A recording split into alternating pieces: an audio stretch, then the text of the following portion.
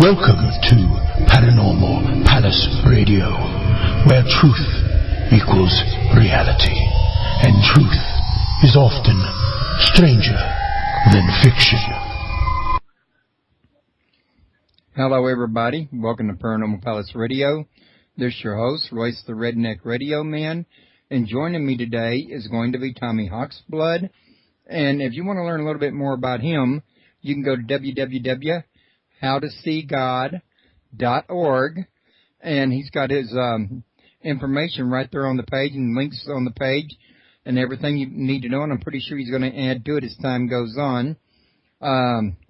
This man's got a few books out, and I got links to them underneath his description, as well as the links that I think he's got on his website. So you ought to be able to find it easy to get that. Now, tomorrow I'll be moving this, what's on the front page to the archives to make room for the Saturday's guest, which is right underneath him. And, so on like I usually do, but we will be archiving this here at this site, as well as YouTube, Media Cafe, and Dailymotion, and, I think those are the ones. I had to stop and think about that for a minute. For you guys that are not listening here at the site, I would love to have you come over here. The membership is free. You can get in the chat room with a free membership. The URL is www.paranormalpalace.com. I've got some really friendly people over here. They could sure use somebody else to chat with besides me and what we have coming in there now. I mean, the more the merrier, you know what they say. And also, while you're here, you can also sign up for our newsletter, and you'll always know what the future shows are going to be, because although I usually have my shows at Tuesdays and Saturdays, there are times like tonight when I do extra shows according to my guests' needs, and sometimes even according to my needs if I have something going on. So, folks, feel free to come over, join, sign up for the newsletter, post to our forums, use the forums to tell me about guests you want to tell me about, recommend yourself or a friend of yours for a show, or, whatever the case may be. Tommy, I want to thank you for joining me tonight. How are you doing? Well, it's a pleasure to be back. It's a real pleasure. It was so much fun the last time. I know we run out of time so fast when we get into talking. So I have a lot to talk about, and I'll leave it open to how many people want to ask questions and get involved with it. I want to try to take it a little bit further where I went last time. I'm not sure anybody that's here now didn't listen the last time. I want to try to get back to that too. Which they can also catch the last one in the archive along with this one and get them back to back, and that might help a little bit. Before you get involved too far, though, would you like to go ahead and tell us about the conference you were telling me about so we don't forget it later on and run out of time? All right, we're setting up a few people. We're setting up a really big UFO symposium, and we're going to try to make it different than most of the UFO seminars that are out there. We want to have it so that when people come, they actually get involved with a lot of different things, and they learn something, and they go home with something that they can use and benefit in their life as far as spiritual exercises and an awareness of how to get active and be active in the physical world. So it's going to be called, all right, we just came up with the name, Stargate Into the Cosmos. It's going to be in Arizona. It's the end of October, the 29th, through November 4th. It's about a half hour from Phoenix Airport. It's the Radisson, it's the casino hotel. It's really pretty. So, and we got really good rates for people that want to stay there the whole time. There's going to be workshops, round tables, and we're trying to get everybody involved. Maybe the first 2 days we're going to have healing energy work, a place for people that have been abducted to work, get used to dealing with it and learning what they actually experienced during it. So we have a lot of different ideas going on with it, so it's going to be fun. I'm just saying, if anybody's interested, they can email me at hawksblood1@aol.com, or just go into my site. I have numbers and more email addresses there. But if you're really interested in learning and seeing what's really happening, I'm having all the great speakers. I'm trying to keep the topics pretty much together, but what's really going on inside the government, what's really going on in the UFO world, and how it's going to affect everybody, really, not just the idea of, oh, well, this or that, and, oh, I saw a UFO, but what's really going on in the inside. So, yeah, if anybody's interested, please email me. It's going to be a fun time. Do you have a website up with more information on it about for the convention itself or the symposium? That's going to be going up probably this week. So that's why I'm saying get in touch with me for now. Once we get the site up, it'll be directed out there if you just type UFO conference. But as of right now, I just want anybody that's even interested in it, give me a call, email me, and we'll follow through on that because it's going to be a fun time. Sure, and I'd love to have a link to that symposium site when you get it up, and I'm pretty sure you'll be putting that on your How to See God site too, won't you? Yeah, but I think it's going to be more important. Like, I want to get it all over the internet because we want people to come and we want people to have a good time. But it's like getting it out there, the main thing. Well, yeah, and I was going to offer to talk to some of your speakers and let them share with my listeners what they would be doing as their share in the symposium. If you was interested, that is, and they were interested. Oh, no, I'm sure they all are. But it's all the big names. I mean, the whole Montauk Project people, time travel people, one of the top psychics in the United States, and couple people that worked on the UFO government stuff and things like that. So it's going to contain a lot of all the great speakers that are out there that I feel are really great. I mean, there's a lot of speakers that like to talk and tell stories, but I'm trying to go by people that I know that actually had experiences and worked with certain things with it. Right. Which it's always really good to have as first-hand testimony and people that can share their actual experience. The only thing better than that is to have an experience yourself. And that's what I stress more than anything else. I said, if you want to know the truth, you have to experience it. Yeah, and there are a lot of things in life and that you can only be told so much about it. You can only be educated so much. You can only read so much. Some things in life, the bottom line dollar, like we were just saying, is you have to actually have an experience to, complete the task. And Christianity is no different from that. Now, I state that even though I'm not a Christian and I'm not fond of Christianity, but that is one of the things that, amongst other like Buddhism and Gnosticism and what have you, that share the same principle. Anything to deal with spirituality or religion, you would have to have an actual experience, in other words, even a UFO. Well, for me, I had experience in everything that I talk about, so I'm kind of a person that's a realist. I'm not telling stories, but what other people say, I based it on what I experienced and the people that I have actually worked face to face with. I mean, I've been working with abductees. I've worked with people that have these incredible experiences. Never mind all the experiences I had in my lifetime, which are many. And I was given a lot of gifts that way. Some weren't really that gifted because one of them, coming face to face to a Sasquatch, wasn't like the most friendliest experience I ever had. But even coming close to an alien wasn't a friendly experience. But as far as seeing UFOs really close, I mean, like 100 yards, 100 feet, and being next to them and stuff like that was an experience. And even the creatures and weird stuff that we witnessed and stuff up at Wanacue, New Jersey. There's a lot of good things and some bad things, but I got to meet so many cool people. And I traveled all over the United States, dancing native powwow dances and stuff, but I got to hang out with a lot of the elders and the chiefs and listen to the stories of the star people and things like that. So yeah, I pieced a lot of some things of that kind of information together for myself, which I don't kind of promote, but I did study with a medicine woman for 24 years who taught how to survive the new age, what's happening. And I'll get into that whole aspect a little bit later.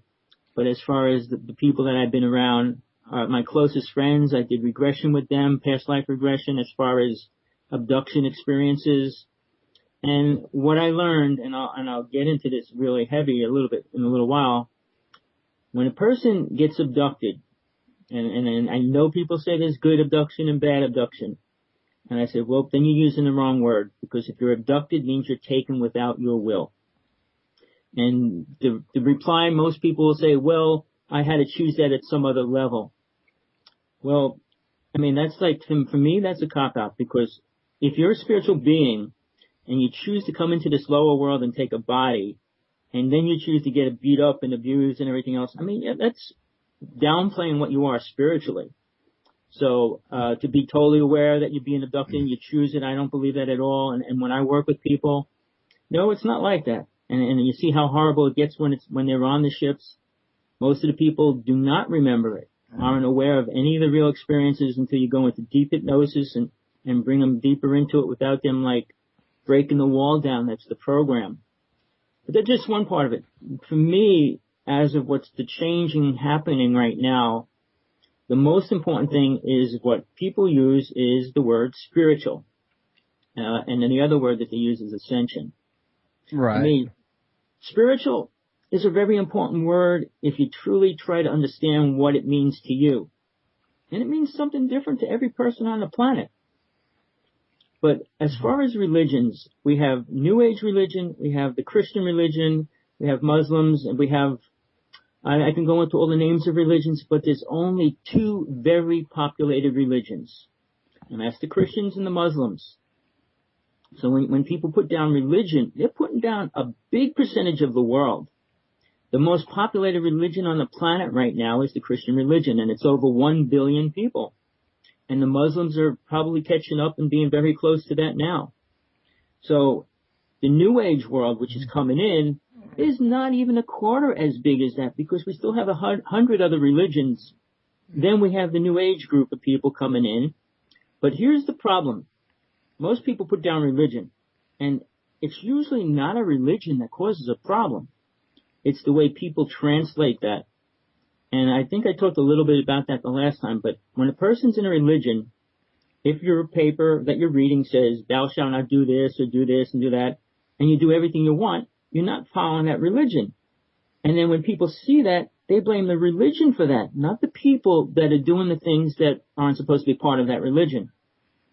And what I go into is we'll get into that a little bit as far as how the Ten Commandments were supposed to change the world.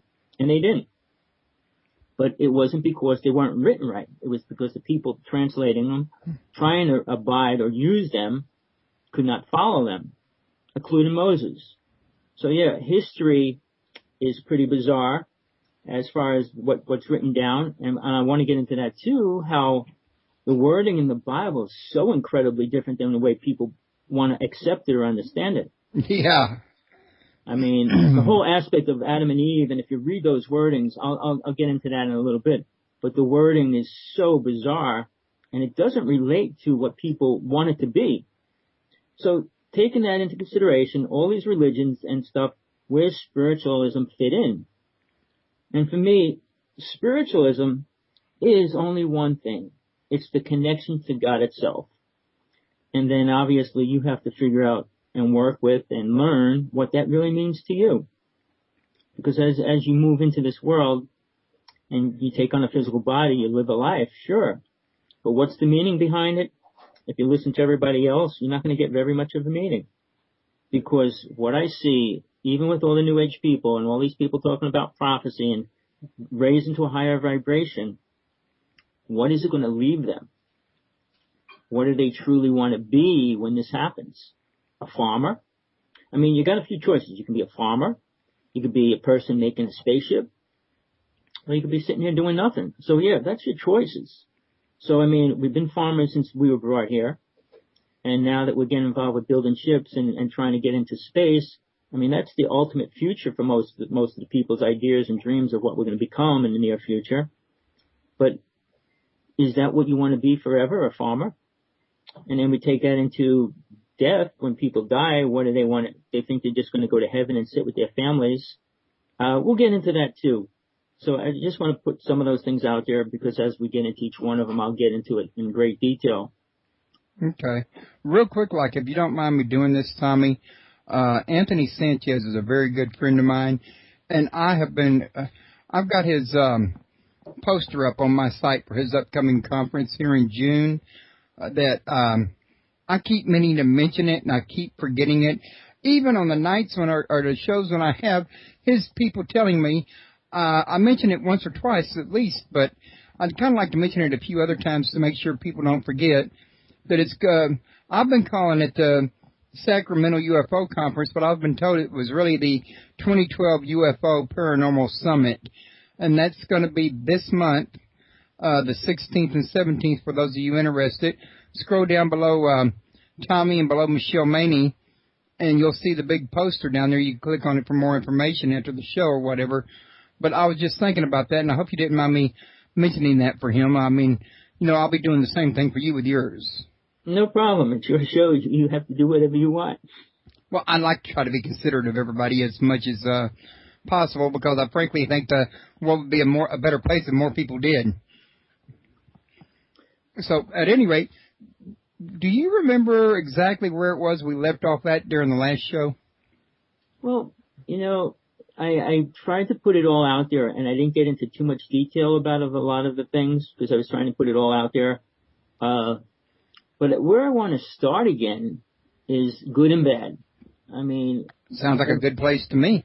It's like everybody's concept of what's good and what's bad, how we live life, and becoming spiritual. I mean, that, to me, that is the most important thing, but the reality of it is different for me than 90% of the people or 95% of the people out there that say they're becoming that. All right, let's start with, okay, different races have different ideas of what's good and bad. So when the United States says, well, this is good, and then Russia says this is good, and China says this is good, or Japan says that's bad, you have a large percentage of people that are in disagreement. Now, with the idea that this ascension is going to flow over the world and make everybody a new spiritual being and raise their vibration, my whole concept to this is, what is that? What is a spiritual higher vibration in the physical world? I can explain it to you when we leave the physical body, which I will. But in a physical body, where you have a heart, a liver, a kidney, blood flowing through your body, a brain that controls almost everything that you do, that's very easy programmed, the concept of spiritual, how far back in time, we can go back from the Anunnaki, Sumerian, and I would go back to Atlantis. Now, the truth of that, there are very few people on this planet that can say a single word about that. All right, and why I say that? Because two people alone created the definition Atlantis. All right, and Edgar Cayce was the person that carried it into the New Age, into this realm, and he took what Socrates said a long time ago. So here's two people saying something which became a reality and accepted. But if you go further back than that, and let's go back to what was going on in Atlantis, if it was really there, which it was. I wouldn't say it was called Atlantis, but the world that it was when it first started on this planet. There were different races living here. All right. Now, here's where the concept that I'm trying to put out, especially for tonight, the idea that everybody's saying, well, these races were playing with our DNA. All right. The definition of DNA only came into reality maybe, 50 years ago, roughly, and it became more of an idea and a realistic thing in the next 25 years. But DNA strands, the human race are only working with about 12 of them, and if you look at the chart of them, there's many of them. So they're only understanding what they're calling DNA. So let's go back to the first human being wherever it came from. Look human. Okay, and if it was brought to the planet, how in reality, playing with DNA, how much did it change? We all look the same from the beginning of the first human being that was put on this planet. So when they're saying they're changing our DNA, and then you talk about being spiritual, the people that lived in Atlantis, because I became aware of that when I was there in a lifetime, were psychic. They didn't talk much. They didn't use words much. So, and they were able to move things and all those kind of things. So what happened? They played with our DNA and took it away. They didn't add DNA. They didn't change the DNA. And I wouldn't even say that it was the alien races that did change it, because God blocked it. We were abusing all the powers we had, and it was taken away. Not like the aliens says, oh, we can't let them be spiritual. No, they're playing with our mind. And the programming is, which I call what they call the DNA changing, is just programming the mind to think or to believe certain things. Sort of like doctrinal teaching over millennia until it become accepted fact. Exactly. But as far as the reason behind soul, and that's what we first said, you need to experience that. Without that experience, you'll have no understanding of the true reality of the soul, and then how can it unfold to something that it already is? So you're talking about shifting awareness, and to me, that's not changing DNA. It's only changing the way spirit actually is able to make the mind move and think. So here's something that I want to get into first. Okay, we have good and bad aliens. That's what everybody says. Well, that's like saying we have good and bad ants. We have good and bad bears. We have good and bad lions. They live the way they have to live. And so does the human race. They got to eat, sleep, wash, and work. So, yeah, they're programmed. They have a set situation. It's not like, well, yeah, you can take in some beat people up and things and whatever, obscure sex and weird kind of situations. But that's still very limiting. It's not like a human becomes a dinosaur or chases people around. I mean, it's not like it's that abstract.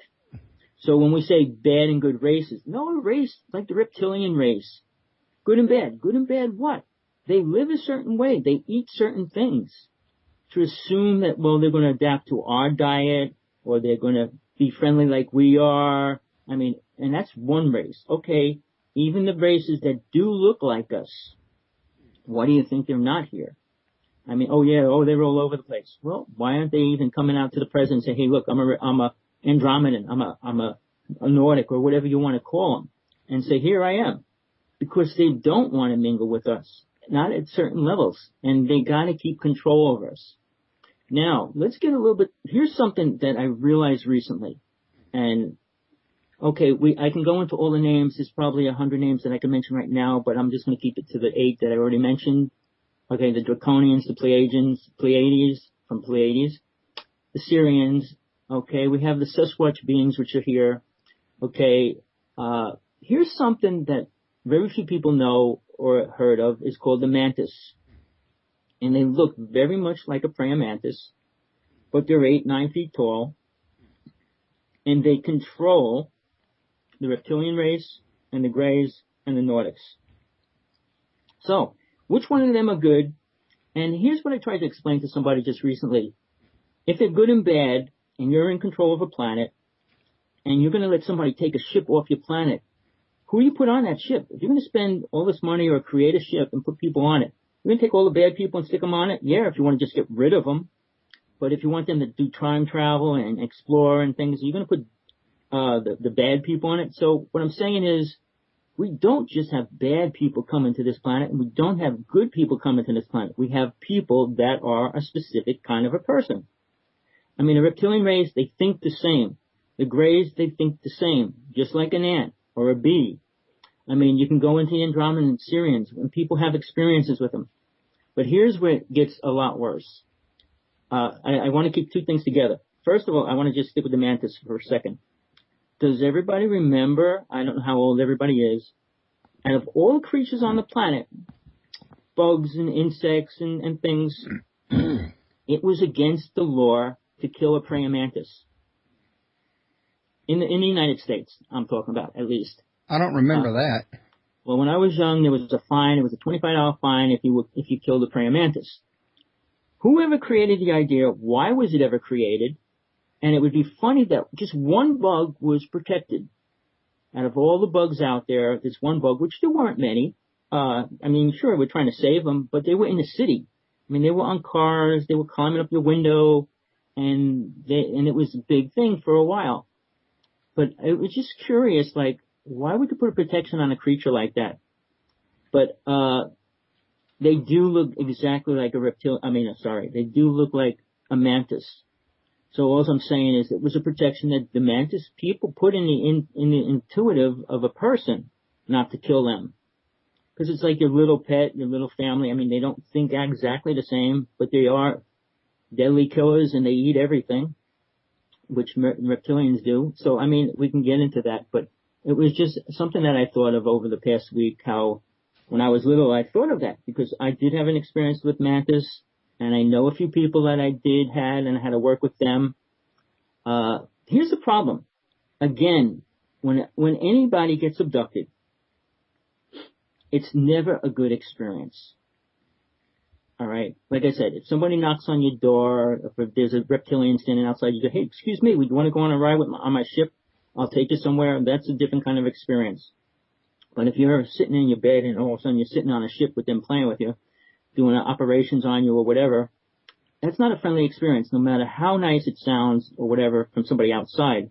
But then again, and this is a fact, when the government allowed certain races to play with the human race, they had to make sure that the programming that they put inside those persons kind of stopped them from remembering everything.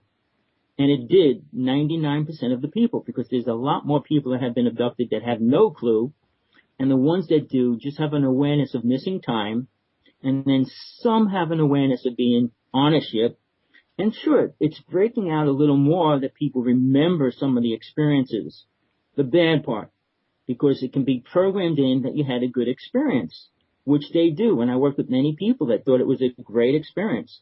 I met one of the most, a famous person out of Long Island that wrote one of the first books on UFOs. She was killed by the government. The government threatened them.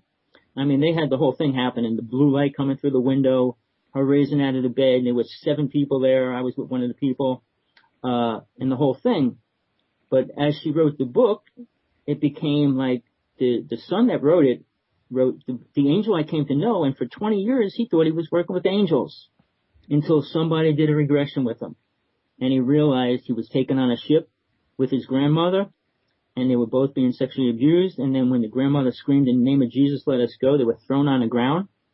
And at that point, she had a heart attack and died. And he passed out. He was little. And the last thing he remembered, that he was working with angels after that. So the programming is much deeper in every level. And why I'm saying that is, and here's my take on whatever people say, it's their take. I believe the human race is the most spiritual race that exists in the physical realm. We have compassion, we have love, we have emotions, which most of the races do not. All the people that I work with, the people that have those experiences, and the ones that I saw and things like that, no, they're not compassionate, loving beings. They don't care if you eat, die, but they do need people here to run the planet for them. So that gets pretty heavy if we want to go into that. If there's any questions that do want to come in, feel free, because I want to get into this a little bit hardcore more. Right.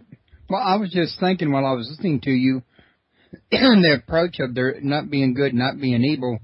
This sounds like the teaching of the Eastern sages of Hinduism and some of the others over there, that there really is not a good or an evil, and they weren't just referring to aliens or humans or, creatures, but, as an overall general conception, that everything's just opposite polars of the same thing, in other words, or poles of the same thing.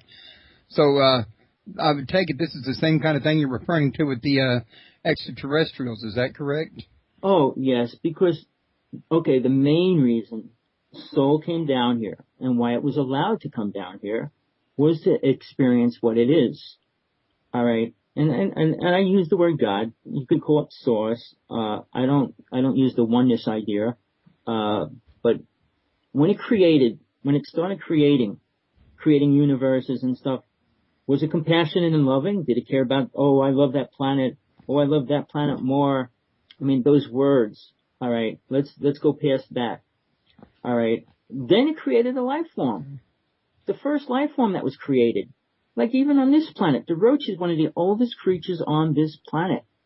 And guess what? It still looks the same. It's more, I guess its thinking increased, its ability increased, but it still looks like a roach. And it still acts like a roach. It goes underground, comes out, and it can fly. So it can do anything that it wants. But what I'm saying is it didn't change in the long period of time that it's been here. So the idea of evolution, why would it only be directed as towards one kind of a species? Like, oh, the humans came from this, that, and the other thing. Or we all came from... No, it's not like that. And history's been so bombarded with lies and twisted ideas. And here's the reasoning. Scientists are giving a certain amount of facts to work with. If you're going to build a car, I'm going to give you, it needs tires and you got to put this kind of an engine in it. They don't say it doesn't need that. It could levitate. It could use steam. It could use air. It could use light. They're programmed to use what the government allows them to use. And why I say that, Tesla had all this stuff in 1900. He created an earthquake machine. He created all kinds of things. I can go into that a little bit later, but he had 196 inventions that would have changed, evolutionized, created every kind of energy. And the problem is nobody would be making lots of money off of it. Because if you had free energy, most people can stay in their little community and wouldn't even have to leave. And wouldn't have to work. They could just do farming for what they wanted to eat. But now we have Monsanto's working with higher power people on this planet, creating synthetic, poisonous, toxic foods. I mean, that's a concept that we have to understand, which I feel, if you're spiritually unfolding and you want to stay here, that's what you got to get involved with. Not just saying this fairy dust is going to be pouring over me in the next 3 months, 4 months, and I'm going to be a spiritual warrior. I said, the warrior started already, and being active in the life and trying to help understand what's happening to the planet. I'm part Native, and the Native teachings are limited to what they experienced and what they were capable of doing at the time, and the races that they were working with. They talk about the star beings, and I'm telling you, there's no good star being. Oh, they're going to save us. They're going to protect us. They're going to bring us up on ships. Really? When? See, my problem is all the theories, all the ideas are much really that. And I believe, when I say I'm a realist, I believe by what's happening to the planet in the moment. There's earthquakes every single day now for the past 6 months. And there's at least 5-4 a day over 5.1. There was a 5.9 yesterday. But every day they're growing and growing. That's happening to the planet. And I can tell you, the HAARP system can control that. And they are. Japan's in serious trouble.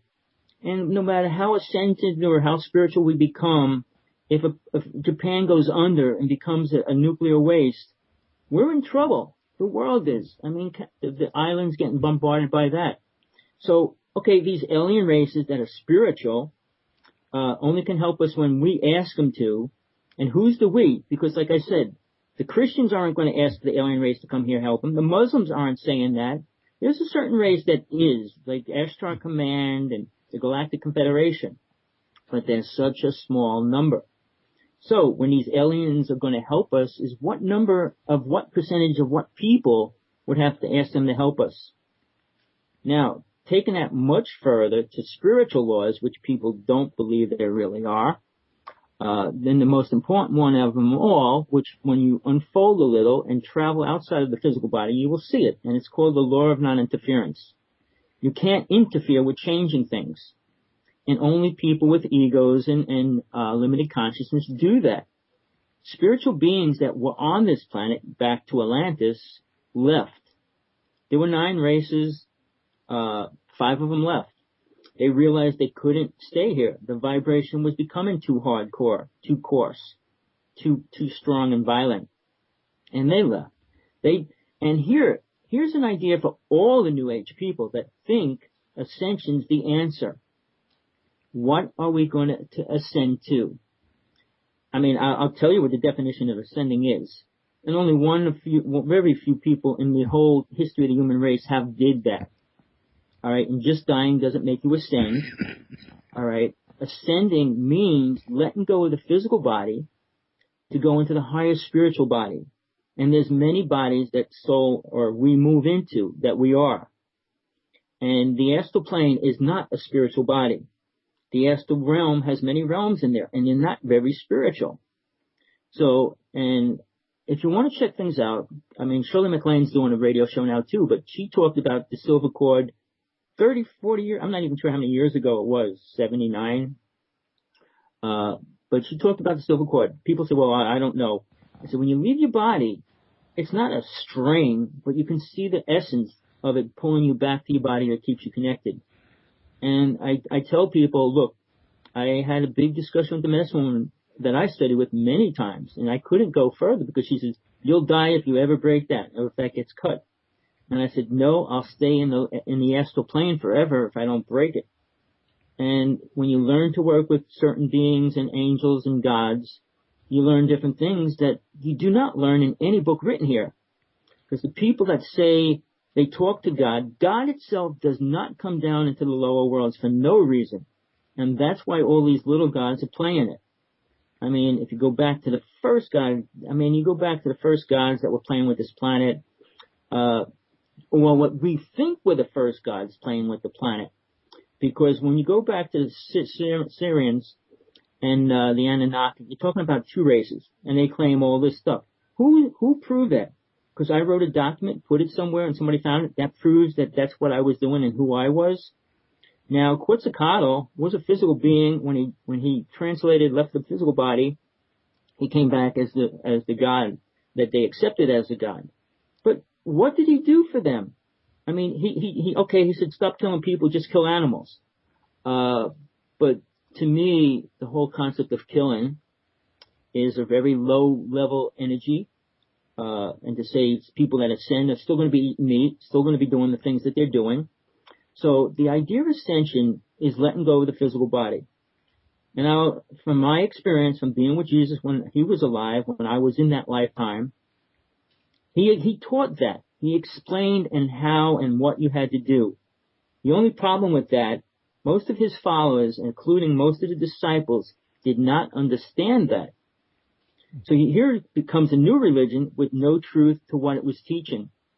I mean, I'm sure I know people are going to hate me and say that I'm wrong, but that's their choice. But if you say you're a Christian, you have no right, and you shouldn't be going out killing people for any reason. I mean, if you follow the 10 Commandments, which is only a limited number of the commandments that were there, you would be a good person. You wouldn't abuse your children. You wouldn't be doing all these horrible things that's happening to the planet.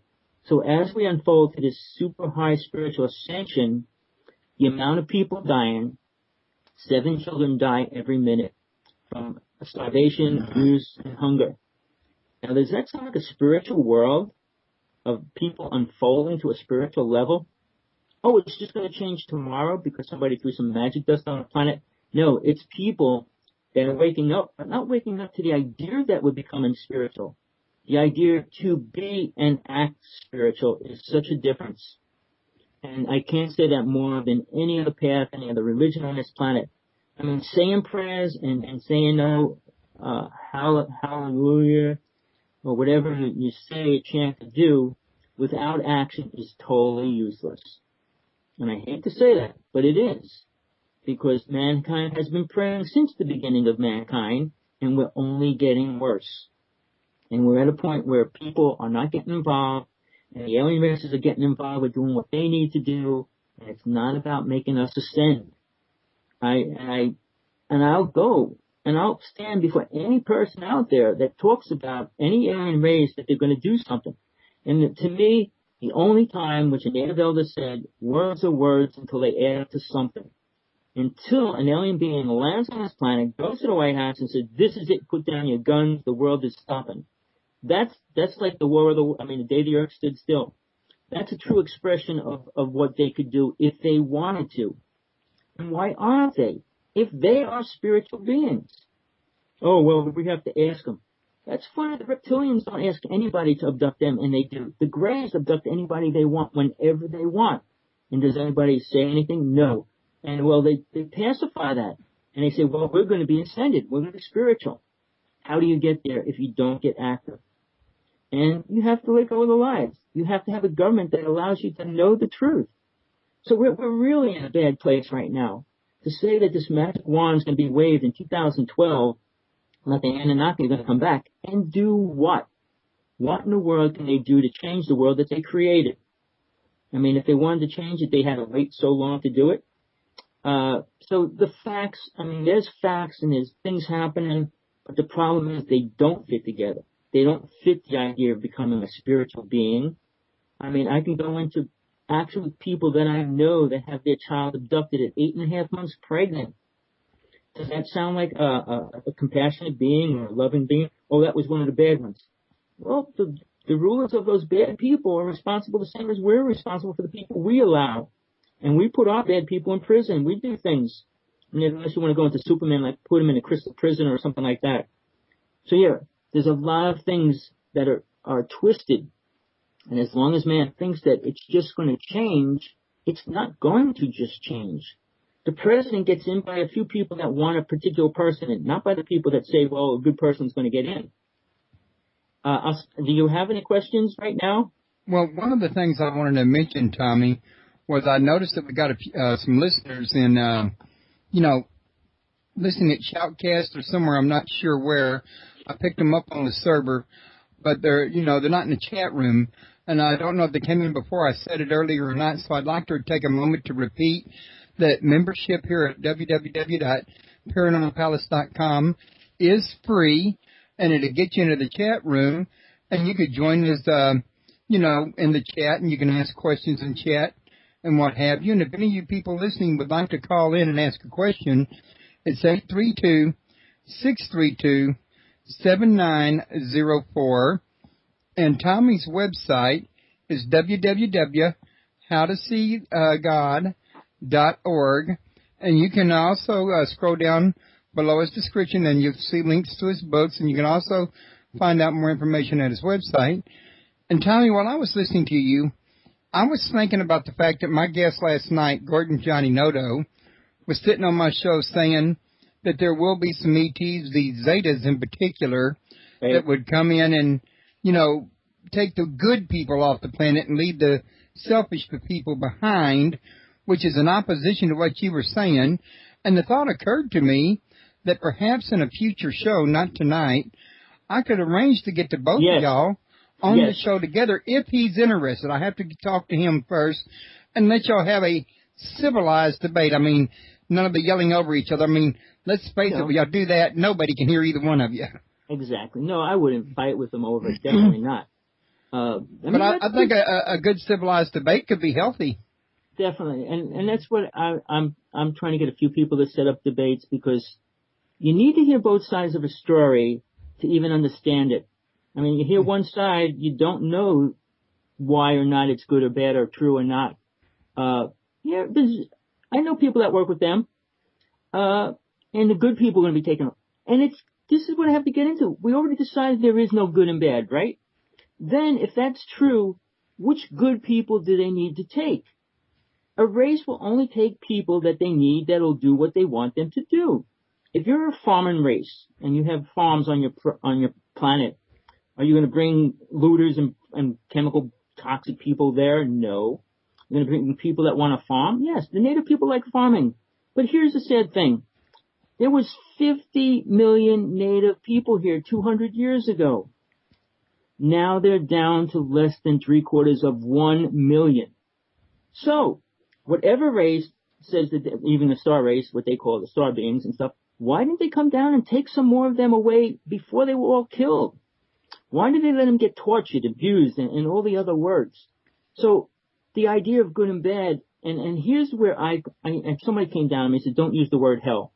All right, I'll use kindergarten. In kindergarten, nobody knows better. And that's where most of the people are at on this planet. And most of the races have a nice tool, a spaceship and a light beam. But it doesn't connect that to God and the true connection to being spiritual, compassionate. So, like I said, everybody has their agenda. Every race has an agenda. The Greys are dying. And that's why they're taking our embryos and breeding them and crossbreeding them and stuff, because they're dying out. The reptilians like to have sex with humans. They like to eat humans, too. Well, that's okay, because humans like to have sex with humans, too. Oh, no, I'm sorry, Tommy. I just couldn't resist that one. No, that's fine, because there's only two problems with the planet. Sex and power. All right? And humans are power hungry, too, just as much as anybody else. See, the word sex, to me, it's only important when it has to do with love.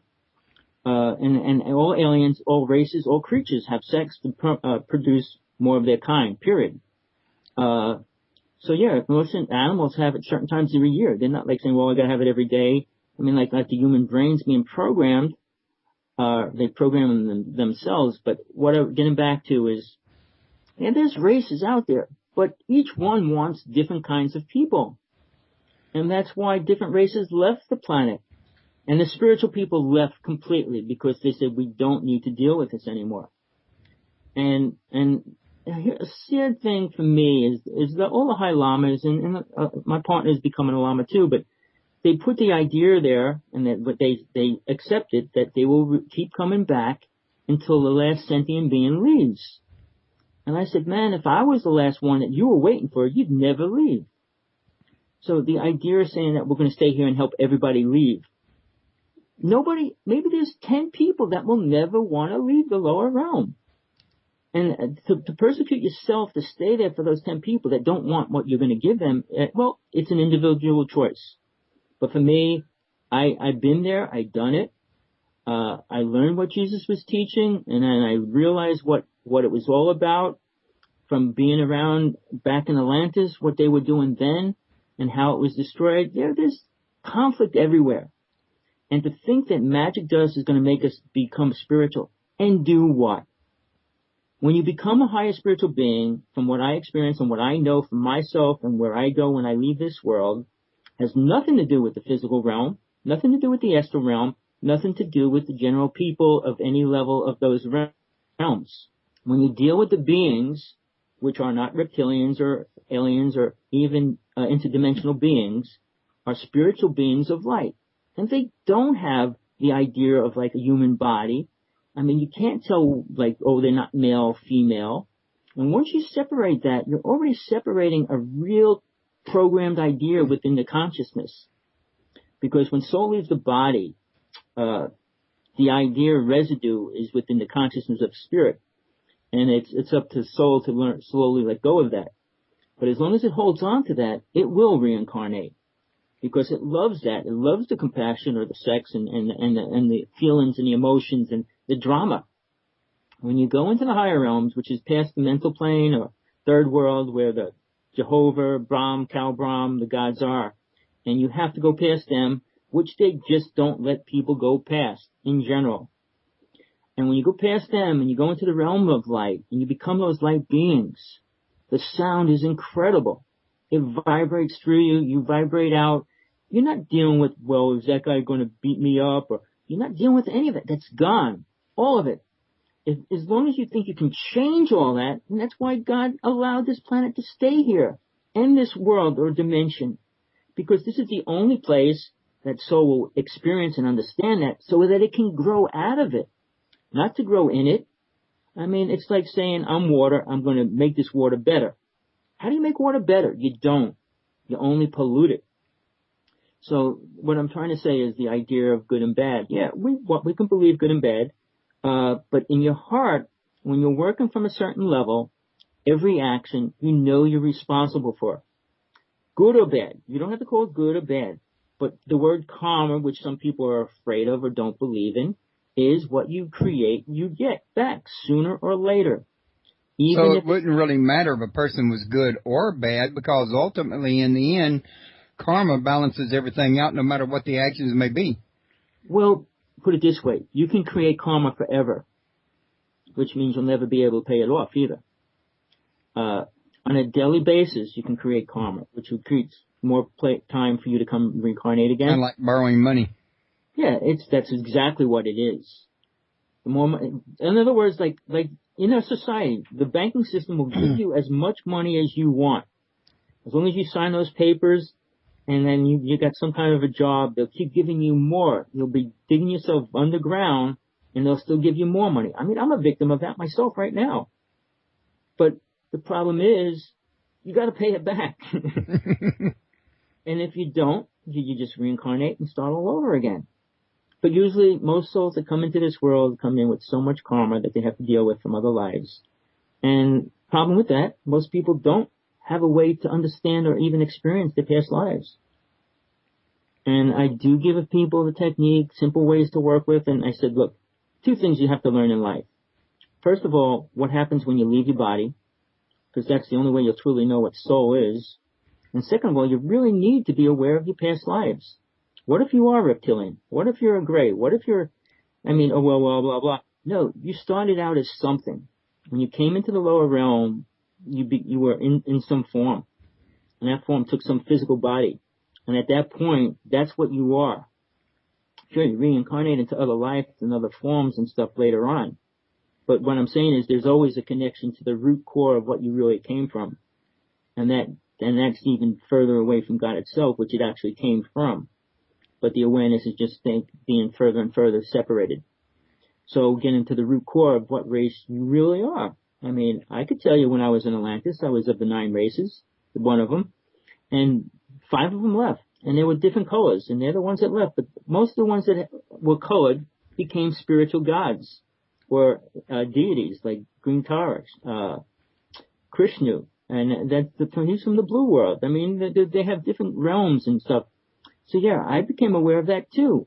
But if you don't know any of that, to think that this world, this physical little kindergarten, is going to unfold into super college graduates and master degrees in whatever fields and stuff, it doesn't take anything to grow on this planet. We don't need anything. I mean, we have the food to survive, we have the air to breathe, we have the water to clean. But we're not happy with that.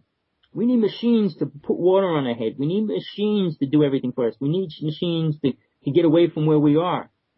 See, we can't be happy. The old idea we like whatever on the other side of the yard, not our yard. I mean, we have... The grass is greener elsewhere. Exactly. And in people's minds, it's true. Give a person $10 billion, $5 million, and see what they do with it. I mean, it's sad. I mean, the richest people on the planet hoard it. I mean, people can change the world with that kind of money, and they sit on it. I won't say a particular person's name, but I've been emailing this person for 10 years, and I never got a reply. And she's still one of the richest people on the planet. But that sounds like Oprah Winfrey. Oh, you said it for me. Oh, thank you. And I've been emailing her saying, look, give me 1 minute of your time. Let me see you for 5 minutes face to face. And I mean, I've been trying to send her my book and trying to get, forget it. It's not happening. I mean, I got in touch with Dr. Phil. He wanted me on his show, but it wasn't what I wanted to talk about. So yeah, I didn't go on it, but, what did Dr. Phil want to talk about? Personal problems. I mean, yeah, personal problems, but it's to go into spiritualism, but you couldn't go into that part of it on the show. Right. He wanted to deal with the problem itself and not what happens from it. Well, I said, well, the experience is to help us become spiritual and to become aware of what we're going through, not to to deal with the problem. That's the problem. So, yeah. So here's a person that wrote a book a long time ago. Barbara Messiniak wrote Bringers of the Dawn. In that book, she explains something very important. And she talks about the grid work around the planet right now and how it forms this shield and it absorbs energy of soul and energy. People don't want to hear that. She doesn't even talk about that no more. She's channeling. I got to see her channel for many hours, and I don't want to get into too detail, but the first book she wrote was a very important book for anybody to read, to at least get an idea of the other side of reality. Like, oh, why do reptilians want us to be angry and evil and stuff? There's reasons. And like I said, it's not good or bad. To them, it's what they need, energy. So the concept of what race is going to come here, it's what race do you want to be with? The Galactic Federation want to get on Ashtar Command ship and go with him, or it. I mean, it's... So the reptilians would be something sort of like energy vampires in a way? Oh, they definitely are, in a great way. Food-wise, energy-wise. Soul energy, negative energy. And now here's something that I can go into detail, which I will go against a lot of the people out there talking about orbs. My partner and me were filming orbs. We were the first people to go public about them. And we explained that there's different kinds. And then years later, people were saying, oh, they filmed spiritual beings and blah, blah, blah. But here's something about orbs. You can say whatever you want, and you could make and take whatever you want from it. I mean, everybody could sit in front of the same person or being or spiritual person, go home with a different experience they feel is important and right. So when people talk about orbs and say, well, they're spiritual beings and they're this, that, I filmed orbs, and I did it personally in 10 years' time, orbs over any situation. But we did it publicly in front of about 300 people. I shot 25 pictures, and on 20 pictures, we had orbs on every picture. So, yes, whether we can film them because we wanted to or not, but to say that they're spiritual, I filmed them over every situation. Anger, pain, suffering, sexual energy, they're there. It's not like they're just coming because you're a compassionate being or they're going to teach you light. And I can go and I would debate anybody on a lecture or seminar or talk about that if they wanted to, because I filmed billions of orbs over 15 years now. And I mean, we filmed them of every kind of situation you could imagine. But that's just one level, one little thing. I mean, we filmed creatures, kind of strange creatures, and we some of them were invisible, but we just heard them. But many of them made sounds and things like that. Do people want to hear that? Oh no, well, blah, blah, they're the devil. And we could debate that or talk about that. I don't know if people want to hear about the devil, the demons. Are they aliens? Are they both the same? I mean, you can debate all that, but this is still kindergarten. And the people here have no clue to the spiritual realms of the higher realms of God. As long as they talk about, well, we're going to travel, we're going to what? When you become that, and here's my mission. When I leave this world, which is not too far in a distant future, I will be in a world dimension. Then I create multiple universes and create what I want to happen on there and in them. That's what I'm going to do. And that's called the spiritual traveler. Because you can stay in the light and the sound and just vibrate in that for a long period of time. Somewhere down the road, you're going to choose to create and recreate things. And you'll step out of it. Sort of like having your own second life world. Yeah, but it's yours. And then you are the God of those realms. But you aren't the God. The God that created me and spirit and everything else. But that's how God itself grows. And if you think God grows by everybody abusing people and killing people and destroying things, I mean, God realized that this is where it doesn't want to be. And that's why he allows these lower gods to play here. And that's why the demon and the devil was created too. Because these souls are so violent. And we say we're so spiritual. I want to just go into this for a little bit. I was empathic. And I don't know why. I was always given gifts by spirit. But suddenly I just realized I could see everything or feel and know everything everybody around me was thinking. All the time. I had it for 3 years. It was the most scariest time of my life because I walked in places, just walking down the street, you walk past two people and you could hear what they were saying and thinking. I mean, and no matter what level the priest, minister, or whatever they were, what was really going on in their thinking. And it's not like, oh, they don't think. No, they do. And I challenged it a lot of times. I would always confront a person and they said, how do you know? What are you talking? And they would be so upset because if you say, well, you were just thinking about what? And they look at you. So, the concept of that was dramatic for me. And I was glad I begged Spirit to take it away. I said, I just don't want to know what these people think because it's not that love and ball of energy that everybody says it is.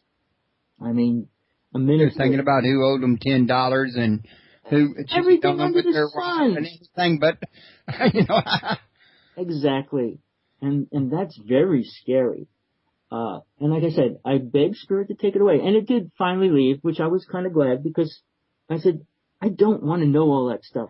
I have a hard enough time just keeping myself focused, but when you hear this person saying that, and that person saying that, and then you know it's real, and then the abuse and all the drama that's in that.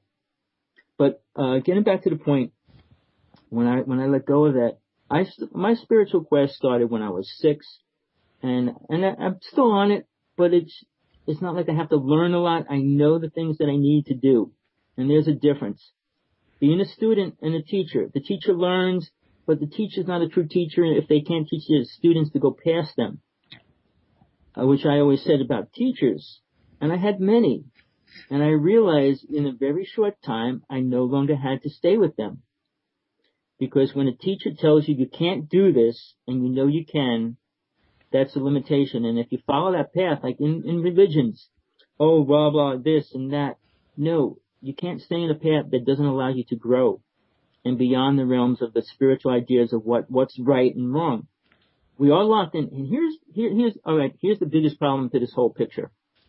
We have governments around the planet that only allow us to do certain things. We all say we're free.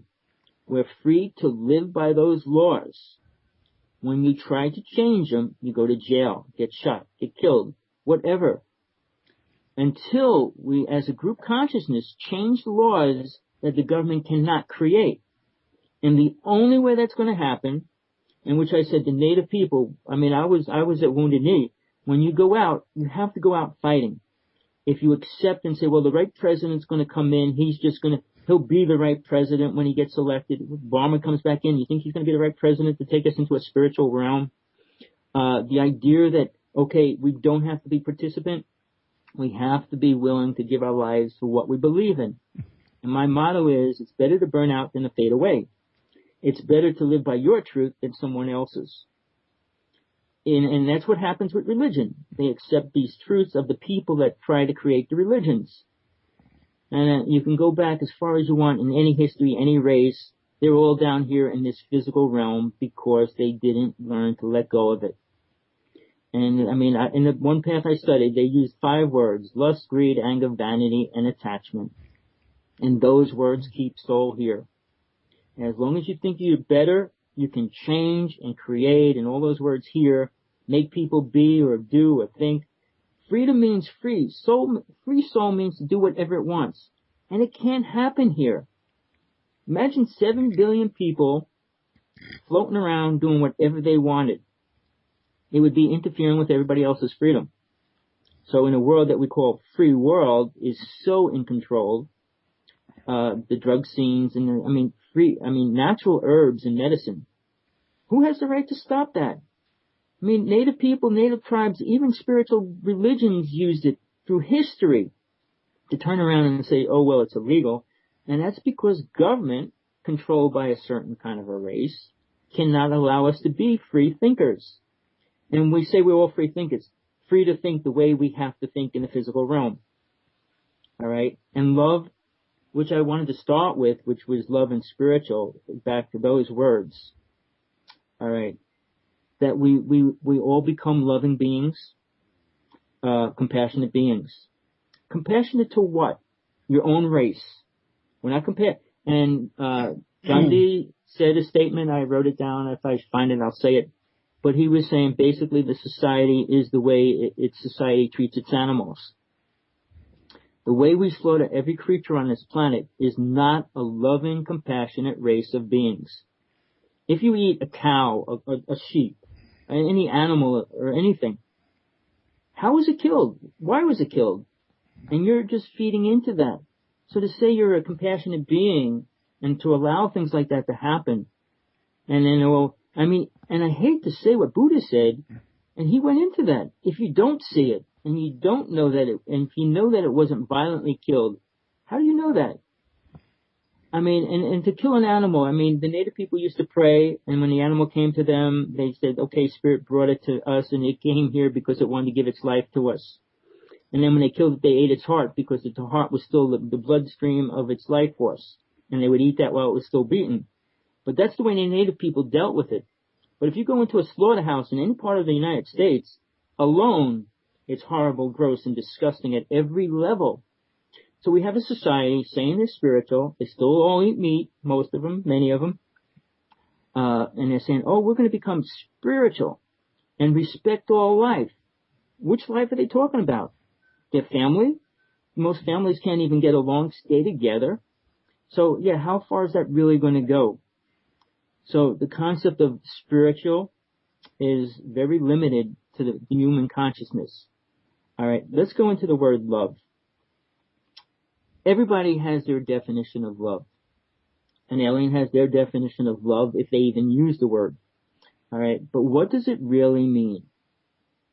Concept of in a relationship, how much does a person love a person? And for me, which I learned over trial and tribulation, love is something that never dies. If you love something, you'll always love it. Period. All right? And it's not something that you can force on somebody, which you cannot. So to say that everybody's going to become loving beings, that means you're going to love everything. I don't see that physically happening at any level. I truly wish it was a possibility, but it isn't. Because then free will, saying everybody has to love everybody, is taking away the free will of all those souls that don't understand love or want to understand love or want to experience it. So, and then love is a hard thing to master when people are always hurting you. Well, I learned by I was abused when I was little. I was abused in many different levels, and I love everybody that came in my life. everybody that I had contact with, I still love them. And not that I'm going to remarry them, which I made a commitment that I'll never remarry somebody that I ended a relationship with. The same as I still have their thoughts and feelings and compassion in my heart, always. But that's going beyond the level of what people are willing to do, especially in a relationship. And I was never the one that forced the relationship to end or forced the things to happen. It was always the other party. So that love wasn't broken because they destroyed or hurt me. But on the other hand that's so limited because that is based on the physical body's emotions, which alien races use for energy. But that vibration that we create and the energy around us by the level of love that we're trying to create or feel or go through.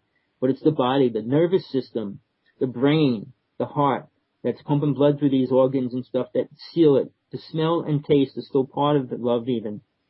But it's limited to a body. Imagine the body just disappeared completely, and there you are in this ball of light, or you don't have no sexual body parts, you don't have blood flowing through you, you don't have a heart beating, you don't have a brain telling you what to do. Now what? What is love at that point? Oh, I care about that person not eating. It's totally different. And that's why I say you have to experience that.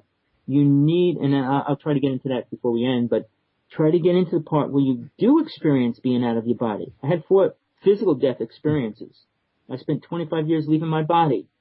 So yeah, I understand it. All right. Do most people, if they have one experience, they think they know everything. One experience doesn't cut anything, but you need the first experience to start opening the door and have more experiences within it. So when you experience that part of it, you can understand, okay, now what is love? Which reptilians can't do, which the Greys can't do, which the Nordics cannot do. All right. I'll get into the Nordics later, but that idea, what I'm trying to say, the only thing love means, which people don't really understand or are ready to understand, that it is the connection between you and God itself. And that's what love vibrates at. And that's the only way you'll ever understand it. But until you start experiencing and try to understand God itself, saying you're God doesn't cut it, because you'll never understand anything higher than your own ego. And as long as people walking around saying they're God or they are God and we are all God, I don't see it. God doesn't kill people. God creates things, and if they kill it, it's not God creating the killing. It's the things that here are doing it. And that's why this realm is such a horrible realm when you explore the higher realms. And it's so hard to come back into the astral plane from the mental plane or the 5th, 4th, 5th, 6th worlds. Because the pain, anger, hate, lust, all those things do not exist. So when we're going to ascend, are you going to ascend past all of that? Probably not. And that's what ascension means. And if I will get into the whole concept of what Jesus was teaching at the very end. But as far as going beyond that, are people really ready to let go of other people, other families, life? Be attached to family. Well, if I don't have family, I'm nobody. And most people accept that. To go to the astral plane when you die, I want to be with those people. That's the most saddest thing in my mind for people to believe. To sit in a world with a group of people that just died or died 20, 50 years ago. And what are you going to sit there and do? And what are you going to talk about? All the farming you did, all the animals you killed, all the games you played. What are you going to talk about? I think even in 100 years, you're going to get tired. Where does that leave you if you're a meat eater, since you're not actually killing the animal, but you're partaking of the animal that's been killed? The astral plane you can still eat. You can eat on the astral plane. You don't have to. It's not like your body will die if you don't eat, but you can eat. You can float around. You can do a lot of things. It's fun for people that are at that level. It's still the mind controlling and thinking and everything else. So yeah, it's a very limited place. To me, this is the lowest soul goes. There are places in the astral plane where there's fighting going on, just like the wars that we have here. But you don't kill a soul when you fight in the astral plane. You can throw energy at it and things like that. And I mean, there's a saying, I don't know what path created it, that soul can be neither created nor destroyed. And that was created by a man. It wasn't created by God's thought. The idea that soul can be destroyed. You have to look at it real simple. in your body, picture your body, not that you are, but your body being God. And you bring in all these defective cells and viruses and everything into your body. You got your little armies in your body that go out and kill them. You got your other army that flushes it out of the body. So guess what? They're killing the things that it doesn't want inside your body. So God itself has all this stuff, but it's not within its own body. And that's why this realm is here. So that it can filter and keep purifying itself until it's ready to let go. And some souls can be destroyed. And I mean, I that's only experience, and that I can't prove to nobody. So I won't even go into that any further. But as far as people saying that we have the gift to do whatever we want and be whatever we want, at some level it's true, and at many levels it's not. Because as long as you're here, you have to live by the rules. You have to breathe, you have to drink, you have to eat, and you have to do certain things. So it's very limited. So back to the things that the human body needs to learn is first how to get out of the body, learn how to deal with the beings that it works with when it's out of the body, and how to function in those realms and start traveling within them and seeing what lies beyond the concept of a family and physical world reality. So in the time that I spent in my life, I'm going to be 60 in December, my journey started when I was 6. But I spent almost every waking day and right before I went to sleep every night, thinking, working with spirit, working with beings, working with all this stuff. And I'm not just putting this stuff out there to make money. I'm not here to make money. I'm not here for any other reason for those few souls that are ready to move out of this realm, period. Because many souls do not or will not because they don't want to let go of family, life, people, all that. Most people don't want that. I told my cousin a long time ago about reincarnation. Oh, you mean if I raped 100 women, I can come back and do it all over again? That was his instant idea of what reincarnation meant. So the idea to be able to do it over is like freedom for some people. Oh, I did it wrong, I'll do it better next time. No, you have to learn not to do it wrong the first time. And if you're not aware of all your lifetimes, you can't be aware of all the lessons you learned in all those lifetimes. And then you do have to go over them all again.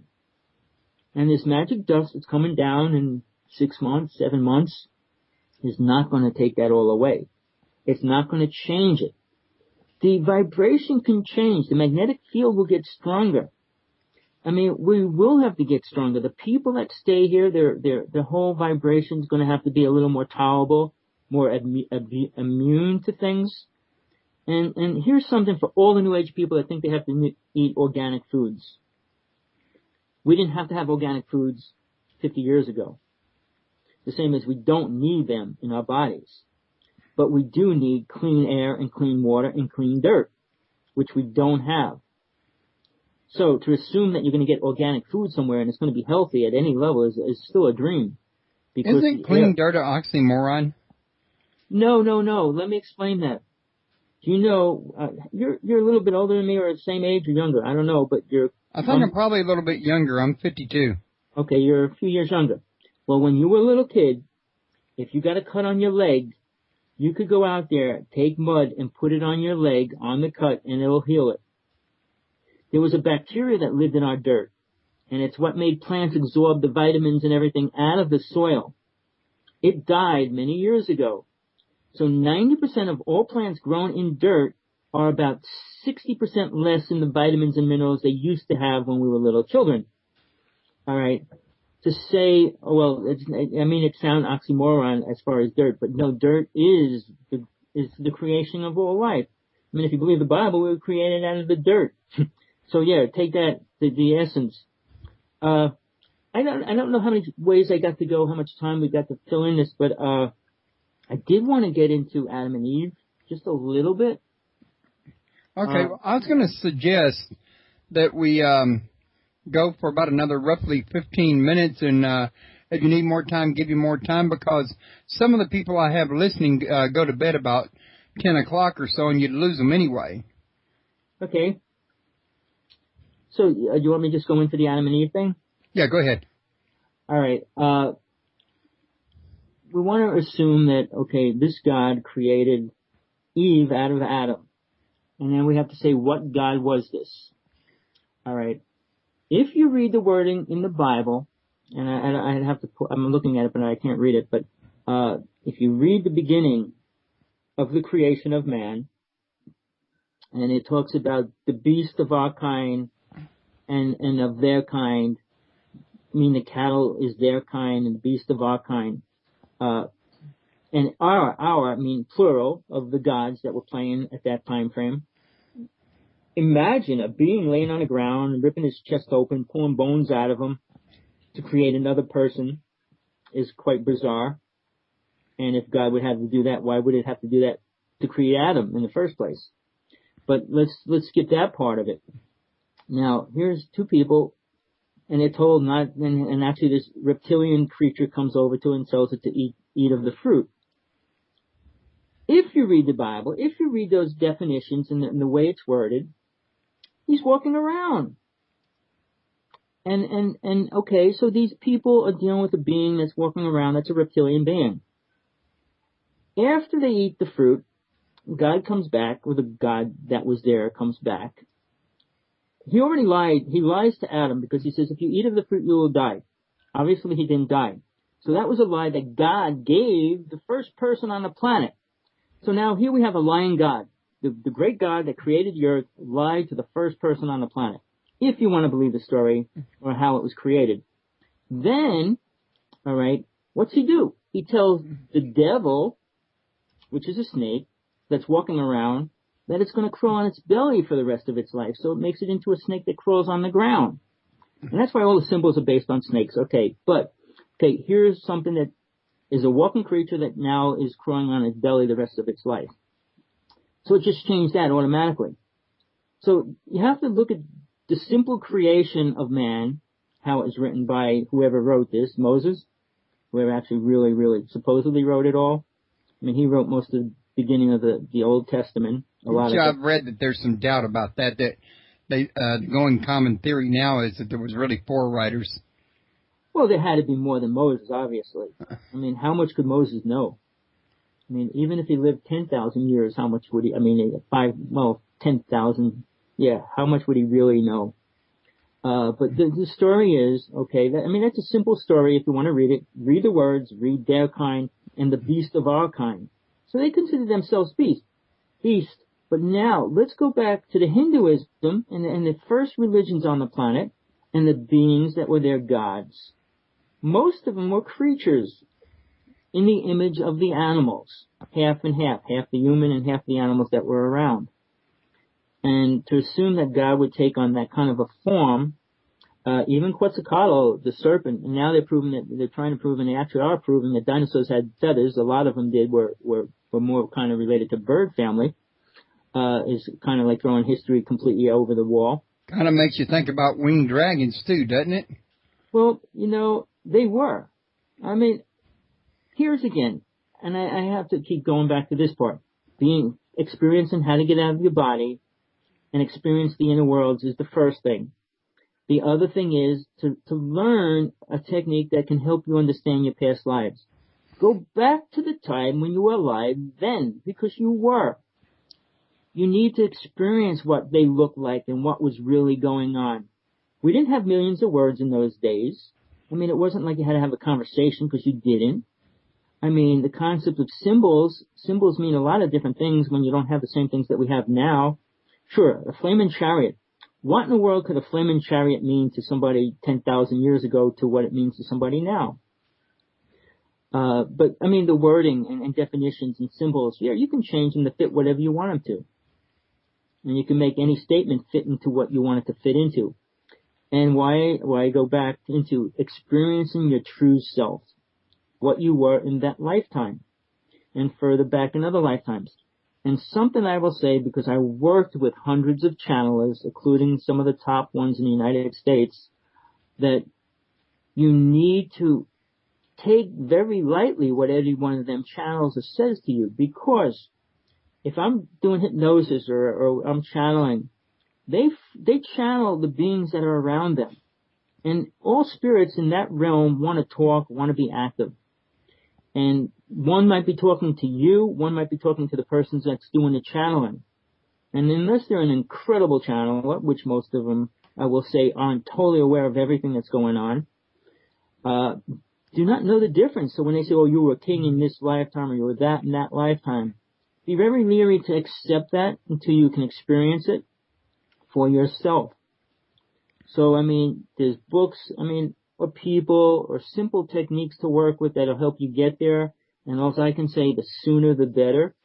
You don't have another 10 lifetimes to get to that point if you want to get out of this realm or come back into the whole cycle all over. We're going to the golden age, but there's not going to be that many people that are going to stay here during it. I don't want to get into prophecy yet, but as far as getting into Adam and Eve, we have two people that started creating the whole world, and they all started having sex with each other and all along the way. And where are the morals and situations? How did they get created? And then we go into Moses, and then whose God was Moses' God? Moses had an Egyptian God until he became a Christian God. And at that point, his God, Moses' God, decided to start killing all the Egyptians. So here's two gods, two different races, already destroying and trying to change the planet to what they want. Does that sound like a God that you would really want to know? No. It isn't, because they are not the God that you do want to know. So when you hear the word, well, they followed this God, the Syrians followed this God, and the Anunnaki were following this God, and then the Mayans came later and they were following this God. They're not gods. They're just races. Races that came here to play with the human race. And as long as you give a being a power, they'll use it. And the problem is, most races, because we gave them that power, tell us they're their God or they're this or that, whatever we want to hear. And why was Quetzalcoatl a god? He was living among them when they were just slaughtering people every day, sacrificing people and stuff. So you just don't become God. There is one God. You don't become it. Hold on.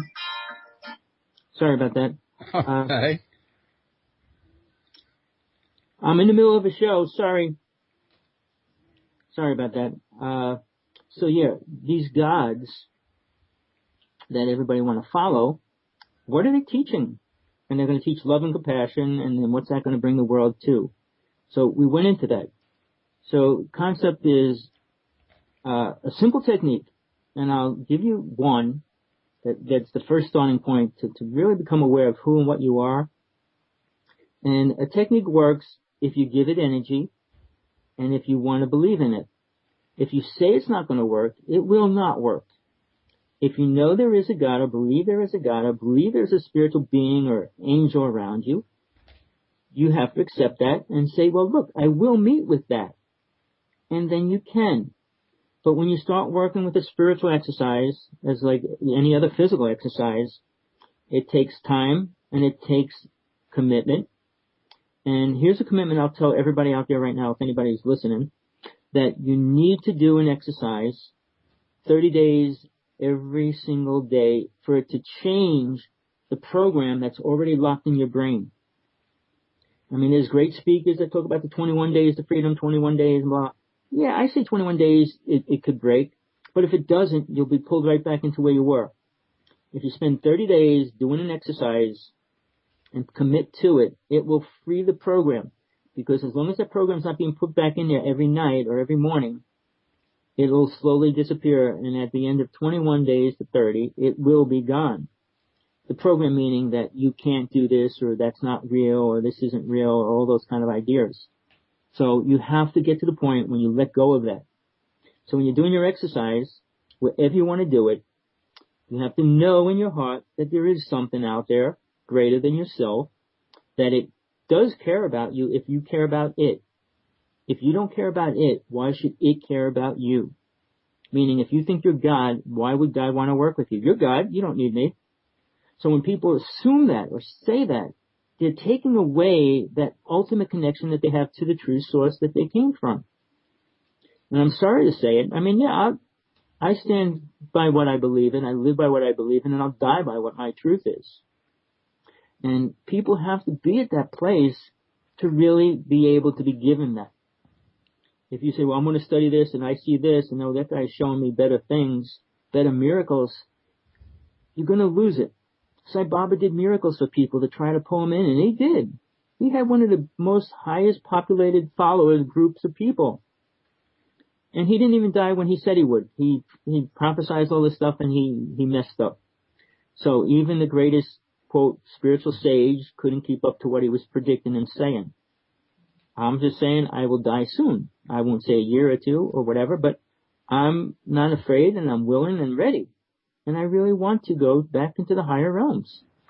Because when you get into this exercise and you're doing it for 30 days and something happens, it opens the door. And once you open the door, you can go through it. You can't go through a closed door. And as long as the door is closed around you, you're not going to be able to experience the higher realms. And the astral plane is not there. I'll bring this in real fast. I studied with a Tibetan teacher. And when I was with him, he traveled with me up until a certain level. And I had this shield around me. And he says, oh, you need to break the shield. And he gave me these Tibetan words and all these things to try to break it. Nothing broke it. I'm lucky because it didn't.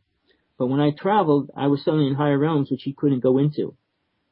So whatever you think, it's really inside yourself and what you allow in. So when you have your experience, it is yours. And once you do have it, nobody can take that away from you. And until you have that, you're not to that point where you can experience it. So when you're doing your exercises for 30 days, try to do it at the same time, same place. You can have sound on, music if you want, water or quietness, whatever makes you feel comfortable and more at peace. And use that exercise. And there's so many books out there, but close your eyes, see a golden light, blue light, walk through it. Know that your angels and your guides are going to be there. But you got to do it 30 days. And I promise you, if you do it 30 days without breaking one day, if you break one day, you have to start all over. But if you commit to it, Spirit knows you're committing to it, and it'll allow something to happen. It's that simple, because the program that's in your mind that's saying you can't have it, which was put there by a reptilian race or whatever race you want, is stopping that. So it's just a simple thing that you can do. It's 15, 20 minutes, half hour, not more. Every night, every day, every morning, whenever. But you will have an experience, and it will open a door that you might not have ever walked through yet. Even the people that say they walked through the door and they met with all these good beings and everything else, you're still living on this planet. You still want to live on this planet. You don't understand the higher realms. I guess you said you want to kind of end it, wrap it up. Yeah, I was saying something about that, and I want to also apologize for that barking a minute ago. It seems like tonight you and me each had a little bit of bad timing going on. You had a call come in at the wrong time, and I had a dog fight over food at the wrong time. Really? So, yeah, I do apologize for that, but we did get the dogs separated. That's why it didn't last long. No problem. I have a lot of things that I want to bring in, but, if I try to focus on something, it's like really hard to get past it when you're trying to bring the awareness to a situation or a specific thing that's so important. And the words we use are so important, but we use them like they're so opposite of what they mean. Right. The word ascension. And I strongly say, when you hear people say, I'm going to teach you ascension, Jesus didn't teach people to ascend because they weren't ready to. He taught them how to be ready, but he taught them how to meet with him. And through that, they were able to meet with Jesus again. So the ascension part was something that had to be taught, but very few people understood it, were ready or willing to make a commitment. And even Jesus' closest followers, including Peter, was not ready or able to do it. If he didn't have a lot of help from Mary Magdalene, he would have never saw Jesus again. So the concept of coming back in a physical body, I mean, you're going to hear stories, and everybody wants to change stories. But I was there, and I'm not going to say that just because I was there, man, it was real. It's true to me, and I know what happened. But you can experience that if you were in that lifetime, or even if you want to go further back, you had many lifetimes. Experience any one of them, you'll be 1,000 times more aware than what you are right now. Okay. All right? Yeah, and I know that Edgar Casey I think it was, talked about the same thing you're talking about too, didn't he? He talked about certain things. I mean, he was going into a sleep and going channeling and stuff like that. Again, here's my thing, real fast. Channeling, I don't see major things coming out of any of it that can help change the world. People say this, people say that, but where is something coming from a great angel that would change the world? In any story, an angel brought death and brought change and mass destruction. It wasn't like an angel came and everybody started flying around with wings. That never happened. I mean, angels always gave warnings, not love and light and spiritual blessings and gave everybody a gold brick to walk away with. So yeah, the concept of, I mean, Edgar Cayce had a lot of things. He prophesied a lot of things. But we will see. This whole year is everybody's prophecy. And if nothing happens at the end of the year, what goes down? Oh, well, we'll ascend next year. So, keep that in mind as the Galactic Confederation ships comes down. I mean, they're there. I didn't even get into the whole UFO thing. They're real. They're more real than anybody wants to believe or accept. Well, I was going to say, since there's a lot you still didn't get into, next time, why don't we invite you back on a Wednesday again? Only move the showtime back to 7, which would give it a little more time for the people who go to bed earlier. Oh, that sounds great. So, like, we'll get you in here on a Wednesday at 7 p.m. my time, which would be about 2 o'clock your time. Sounds fine with me. It sounds really good. Okay.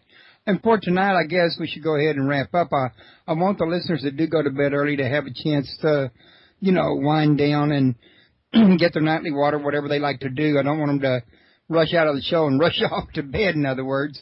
And we'll go ahead and call this one a wrap. But, Tommy, it's really been great having you. You're a very interesting guest. And I PM'd Gordon while you were talking, and I never heard back from him yet, so I'm assuming he's away from his keyboard. And I'll be in touch with you to let you know how that goes. Great. Thank you so much. It was a pleasure being on your show again. Thank Anytime. you. Thank you. You too. Bye-bye. Bye.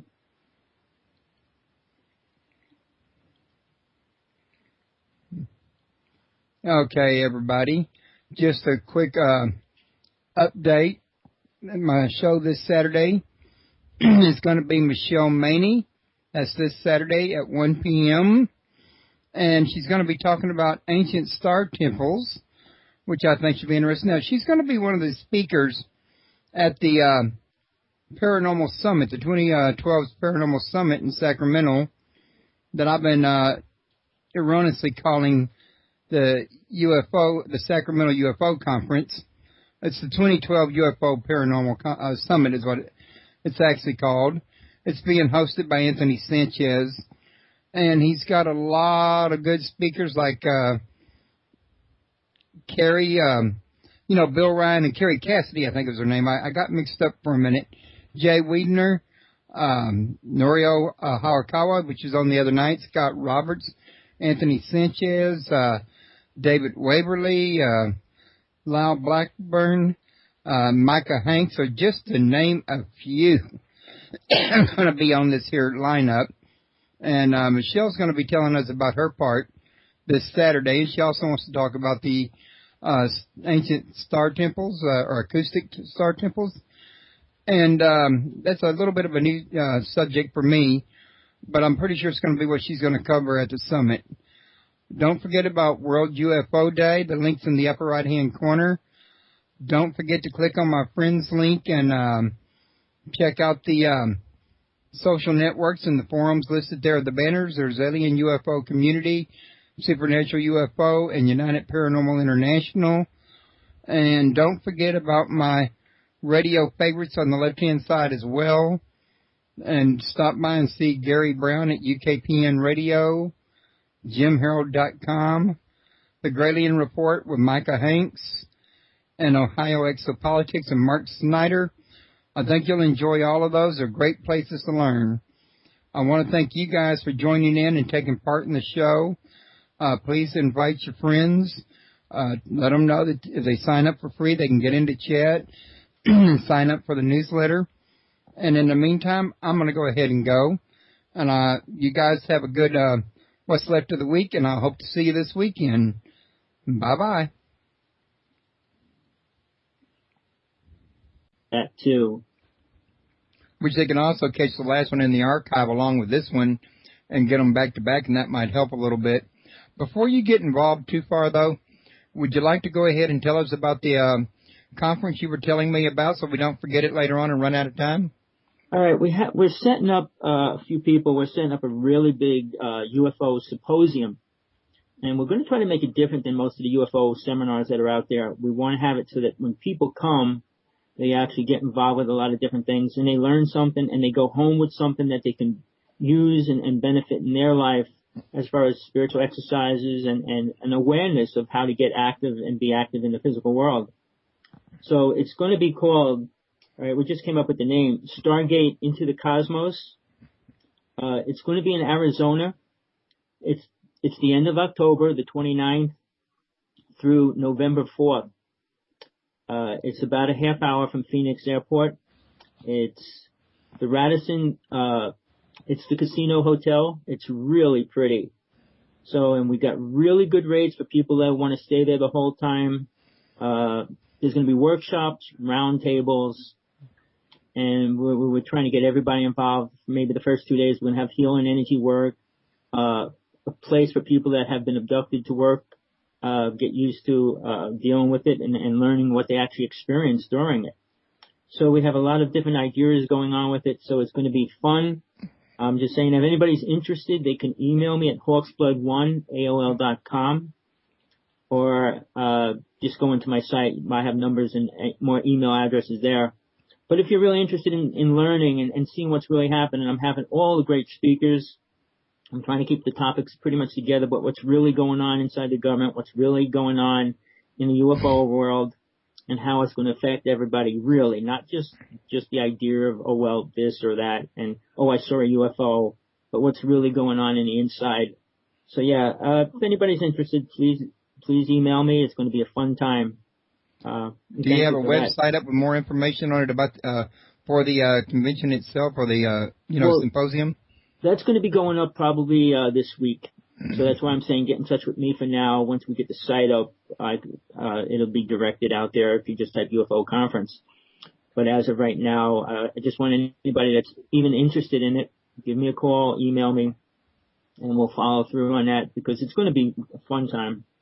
Sure, and I'd love to have a link to that symposium site when you get it up, and I'm pretty sure you'll be putting that on your How to See God site too, won't you?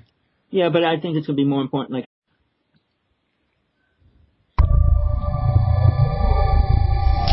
welcome to Paranormal Palace Radio, where truth equals reality, and truth is often stranger than fiction.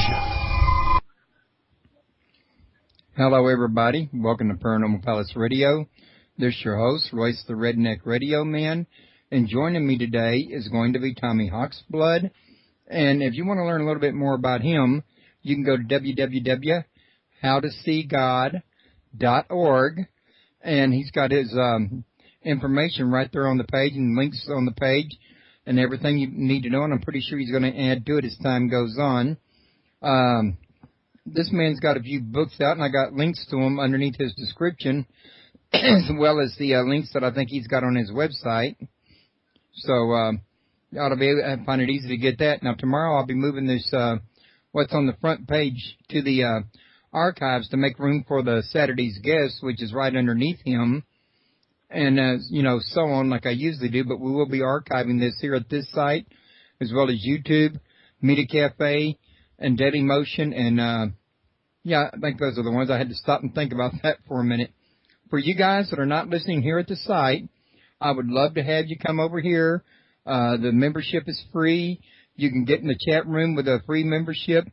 The URL is www.paranormalpalace.com. I've got some really friendly people over here. They could sure use somebody else to chat with besides me and what we have coming in there now. I mean, the more the merrier, you know what they say. And also, while you're here, you can also sign up for our newsletter, and you'll always know what the future shows are going to be, because although I usually have my shows at Tuesdays and Saturdays, there are times like tonight when I do extra shows according to my guests' needs, and sometimes even according to my needs if I have something going on. So, folks, feel free to come over, join, sign up for the newsletter. post to our forums. Use the forums to tell me about guests you want to tell me about. Recommend yourself or a friend of yours for a show, or, whatever the case may be. Tommy, I want to thank you for joining me tonight. How are you doing? Well, it's a pleasure to be back. It's a real pleasure. It was so much fun the last time. I know we run out of time so fast when we get into talking. So I have a lot to talk about, and I'll leave it open to how many people want to ask questions and get involved with it. I want to try to take it a little bit further where I went last time. I'm not sure anybody that's here now didn't listen the last time. I want to try to get back to that. Then we have the new age group of people coming in. But here's the problem. Most people put down religion, and it's usually not a religion that causes a problem. It's the way people translate that. And I think I talked a little bit about that the last time, but when a person's in a religion, if your paper that you're reading says, thou shalt not do this or do this and do that, and you do everything you want, you're not following that religion. And then when people see that, they blame the religion for that, not the people that are doing the things that aren't supposed to be part of that religion. And what I go into is we'll get into that a little bit as far as how the Ten Commandments were supposed to change the world, and they didn't. But it wasn't because they weren't written right. It was because the people translating them, trying to abide or use them, could not follow them, including Moses. So yeah, history is pretty bizarre as far as what's written down, and I want to get into that too, how the wording in the Bible is so incredibly different than the way people want to accept it or understand it. Yeah. I mean, the whole aspect of Adam and Eve, and if you read those wordings, I'll get into that in a little bit, but the wording is so bizarre, and it doesn't relate to what people want it to be. So taking that into consideration, all these religions and stuff, where spiritualism fit in. And for me, spiritualism is only one thing. It's the connection to God itself. And then obviously you have to figure out and work with and learn what that really means to you. Because as you move into this world and you take on a physical body, you live a life, sure. But what's the meaning behind it? If you listen to everybody else, you're not going to get very much of a meaning. Because what I see, even with all the New Age people and all these people talking about prophecy and raising to a higher vibration, what is it going to leave them? What do they truly want to be when this happens? A farmer? I mean, you got a few choices. You can be a farmer. You could be a person making a spaceship. Or you could be sitting here doing nothing. So yeah, that's your choices. So I mean, we've been farmers since we were brought here. And now that we're getting involved with building ships and trying to get into space, I mean, that's the ultimate future for most of the people's ideas and dreams of what we're going to become in the near future. But is that what you want to be forever, a farmer? And then we take that into death. When people die, what do they want? They think they're just going to go to heaven and sit with their families. We'll get into that too. So I just want to put some of those things out there because as we get into each one of them, I'll get into it in great detail. I want to get it all over the internet because we want people to come and we want people to have a good time. But it's like getting it out there, the main thing. Well, yeah, and I was going to offer to talk to some of your speakers and let them share with my listeners what they would be doing as their share in the symposium. If you was interested, that is, and they were interested. Oh, no, I'm sure they all are. But it's all the big names. I mean, the whole Montauk Project people, time travel people, one of the top psychics in the United States, and a couple people that worked on the UFO government stuff and things like that. So it's going to contain a lot of all the great speakers that are out there that I feel are really great. I mean, there's a lot of speakers that like to talk and tell stories, but I'm trying to go by people that I know that actually had experiences and worked with certain things with it. Right. Which it's always really good to have as first-hand testimony and people that can share their actual experience. The only thing better than that is to have an experience yourself. And that's what I stress more than anything else. I said, if you want to know the truth, you have to experience it. Yeah, and there are a lot of things in life and that you can only be told so much about it. You can only be educated so much. You can only read so much. Some things in life, the bottom line dollar, like we were just saying, is you have to actually have an experience to, complete the task. And Christianity is no different from that. Now, I state that even though I'm not a Christian and I'm not fond of Christianity, but that is one of the things that, amongst other like Buddhism and Gnosticism and what have you, that share the same principle. Anything to deal with spirituality or religion, you would have to have an actual experience, in other words, even a UFO. Well, for me, I had experience in everything that I talk about, so I'm kind of a person that's a realist. I'm not telling stories, but what other people say, I based it on what I experienced and the people that I have actually worked face to face with. I mean, I've been working with abductees. I've worked with people that have these incredible experiences, never mind all the experiences I had in my lifetime, which are many. And I was given a lot of gifts that way. Some weren't really that gifted because one of them, coming face to face to a Sasquatch, wasn't like the most friendliest experience I ever had. But even coming close to an alien wasn't a friendly experience. But as far as seeing UFOs really close, I mean, like 100 yards, 100 feet, and being next to them and stuff like that was an experience. And even the creatures and weird stuff that we witnessed and stuff up at Wanacue, New Jersey. Yeah, there's a lot of good things and some bad things, but I got to meet so many cool people. And I traveled all over the United States, dancing native powwow dances and stuff, but I got to hang out with a lot of the elders and the chiefs and listen to the stories of the star people and things like that. So yeah, I pieced a lot of some things of that kind of information together for myself, which I don't kind of promote, but I did study with a medicine woman for 24 years who taught how to survive the new age, what's happening. And I'll get into that whole aspect a little bit later. But as far as the people that I've been around, my closest friends, I did regression with them, past life regression, as far as abduction experiences. And what I learned, and I'll get into this really heavy a little bit in a little while, when a person gets abducted, and I know people say there's good abduction and bad abduction, and I said, well, then you're using the wrong word, because if you're abducted, it means you're taken without your will. And the reply, most people will say, well, I had to choose that at some other level. Well, I mean, that's like, for me, that's a cop-out, because if you're a spiritual being, and you choose to come into this lower world and take a body, and then you choose to get beat up and abused and everything else, I mean, yeah, that's downplaying what you are spiritually.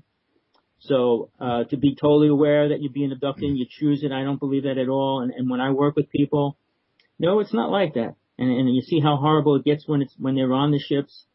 Most of the people do not remember it, aren't aware of any of the real experiences until you go into deep hypnosis and bring them deeper into it without them like breaking the wall down. That's the program. But that's just one part of it. For me, as of what's the changing happening right now, the most important thing is what people use is the word spiritual. And then the other word that they use is ascension. Right. I mean, spiritual is a very important word if you truly try to understand what it means to you. And it means something different to every person on the planet. But as far as religions, we have New Age religion, we have the Christian religion, we have Muslims, and we have, I can go into all the names of religions, but there's only two very populated religions. And that's the Christians and the Muslims. So when people put down religion, they're putting down a big percentage of the world. The most populated religion on the planet right now is the Christian religion, and it's over 1 billion people. And the Muslims are probably catching up and being very close to that now. So the New Age world, which is coming in, is not even a quarter as big as that, because we still have 100 other religions